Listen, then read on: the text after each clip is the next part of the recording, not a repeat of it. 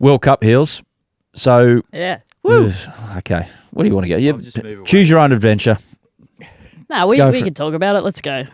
I've cried all my 338 in the tears. semi-final. Did you think it was unders? Did you think it was enough? I actually thought it was unders. I thought Ash Gardner played an unbelievable knock to sort of get us back up to that total, but I actually think we left a few out there towards the end. I think at one point we would have taken 330. We lost a few wickets towards the back end, but then probably the way that we set up the game, I think when Pez and Phoebe were in there looking really good with their partnership, we were looking at 350 plus, and I think putting that on the board in a semi-final, asked a lot of the opposition, and they needed to go hard from the get-go, even with 330. But if we could have pushed up over 350, it would have, ultimately it might have made a difference in the end. But it left a few out there, which was disappointing, but at the same time, a decent total. Did condition change? Was due a factor? No, so the red soil at DY Patil there, it generally doesn't. The dew doesn't affect it as much. Yeah. I think the wicket definitely started a little slower than what we'd been used to. We played on black soil basically the whole World Cup leading into that fixture, and the red soil probably was a little bit slower off the surface early on than what we had been used to. It definitely looked like underlights towards the back end. It was sliding on nicely, but I think we probably didn't help ourselves in that regard as well. We probably weren't quick enough to adapt to bowling bigger change of pace.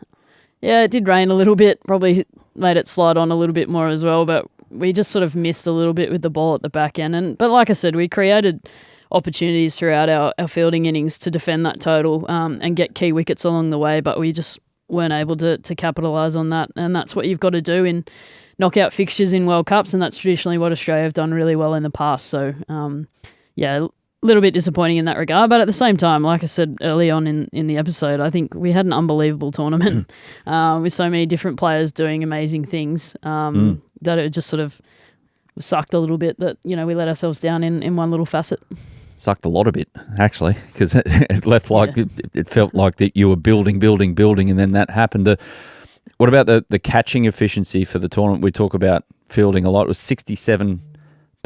Do you even go in with a target of a number, or it's purely about taking every chance that you can, and it didn't quite happen? I didn't know that, actually. Look, I think, to be honest, I don't know how they're rating that, but we've got quite a harsh rating system in our own environment about how we're catching and probably more so our effort. What are we going for? What are we actually turning into catches that, other teams aren't actually going for? So I think we probably let ourselves down at times, dropping some of the easy ones, but I think we actually created a lot of opportunities at the same time by hanging on to ones that, like I mentioned, other teams couldn't quite get to or make a chance of. So, yeah, read into that what you will. But, yeah, at the end of the day, it catches win matches, and ultimately in the semi-final, that might have been a little bit handy, but let's move on.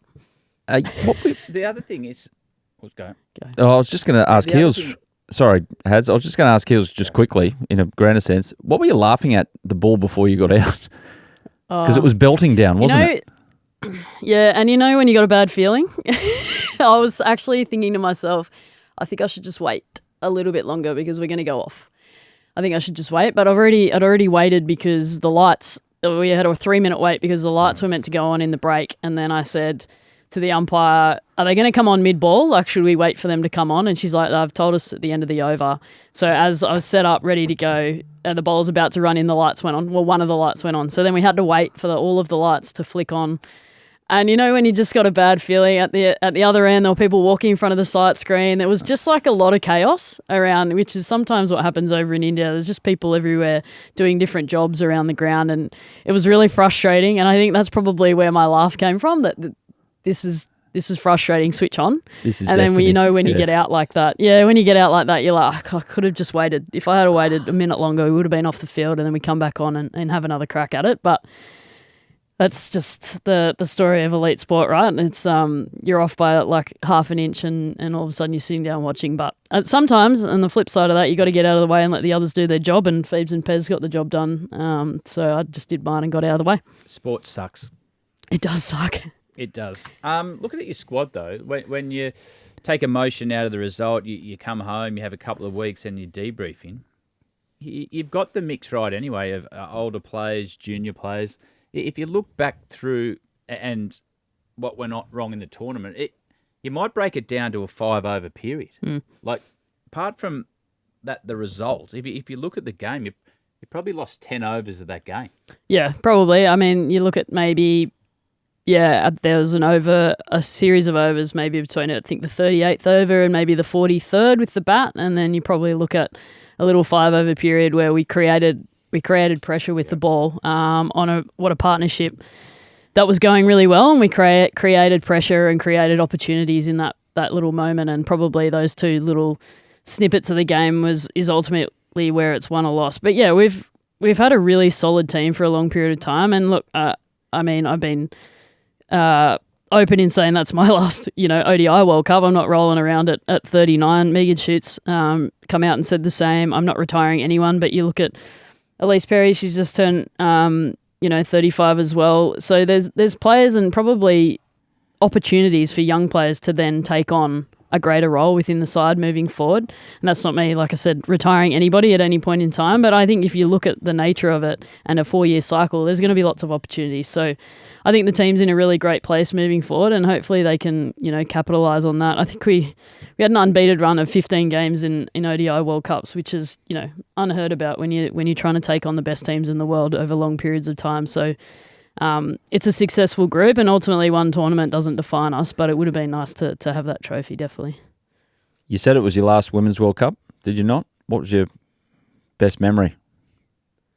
To be honest, actually, how quickly it went. I think sometimes, ODI World Cups are a long period of time, and you've got to, be up for a lot of that. Touring India as well. We're obviously there for an ODI series leading in, so it was 7 weeks away. In unfamiliar conditions for a lot of us. But the fact that it was so much fun, it sounds really cliche, or that it went really quickly, actually, shows where the group's at as well, which was somewhat pleasing. Personally, I think, that 100 against India, chasing down 330 was something that was really cool for me to sort of be a part of. But I think there were so many performances right throughout. I mean, Moons' 100 against Pakistan, unbelievable. Ash's 100 against New Zealand. Belsie's 5 for, Kingy's 7 for. Like, there was so much good stuff that happened in that World Cup that people are going to talk about for long periods of time. It's just that, we didn't come home with a medal around our neck. But there's some moments in that World Cup that will never be repeated, which I think is really cool. And the best thing is... 7 for against South Africa will be, because they can't play leg spin. We've got 3 leggies next game, yeah. Well, the best thing is that wrapping up the World Cup, like, Heels, when you did something in the tournament, invariably, like, Instagram throws up some memories of you. And the one that kept on popping up was you working in KFC all those years ago at the start of your career. I don't know why. It all of a sudden became a thing. It was everywhere. It was back. I mean, people couldn't believe that we actually had jobs back in the day. I mean, we weren't full-time cricketers. We literally just went away on tours. I think my contract at that point in time was about $5,000. So I don't know how they thought that we lived if we didn't have an actual job. But yeah, pretty funny. They made a big deal about me working at KFC and then going on to play at a World Cup. I mean, I was a cricketer. It was bound to happen at some point, I would have thought. But good old social media, hey?